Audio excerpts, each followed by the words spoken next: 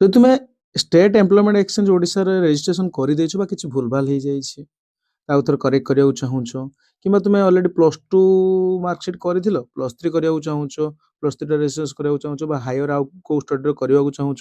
ତେବେ ତୁମେ କ'ଣ କରିବ ପ୍ରଥମେ ରେଜିଷ୍ଟ୍ରେସନକୁ ଡିଲିଟ୍ କରିବାକୁ ପଡ଼ିବ ରେଜିଷ୍ଟ୍ରେସନ କେମିତି ଡିଲିଟ୍ କରିବ ଚାଲ ଏ ଭିଡ଼ିଓ ମୁଁ ତୁମମାନଙ୍କୁ କହୁଛି ଡିଟେଲ୍ସ ଦେଖିବ ଆଉ ସବୁ ସାଙ୍ଗମାନଙ୍କୁ ଟିକେ ସେୟାର କରିଦେବ ଦେଖ ଗୁଗଲ ବା ଯେକୌଣସି ବ୍ରାଉଜରକୁ ଯିବ ସେଠି ସର୍ଚ୍ଚ କରିବ ଓଡ଼ିଶା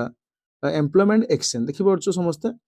ହେଲା ସର୍ଚ୍ଚ କରିବ କଲାପରେ ଦେଖ ଫାଷ୍ଟ ଯେଉଁ ଲିଙ୍କଟା ଆସୁଛି ଯଦି କହିବ ମୁଁ ଲିଙ୍କ ତୁମମାନଙ୍କୁ ଦେଇଦେବି ମଧ୍ୟ ଏ ଦେଖିଛ ଯେଉଁ ଲିଙ୍କଟା ସେ ଲିଙ୍କରେ ତୁମେ କ'ଣ କରିବ ପିଲାମାନେ କ୍ଲିକ୍ କରିବ ଠିକ୍ ଅଛି କରିଦେବ କରିଦେଲା ପରେ ଦେଖ ଏଇଠି ତୁମର ଆସୁଛି ଅପସନ୍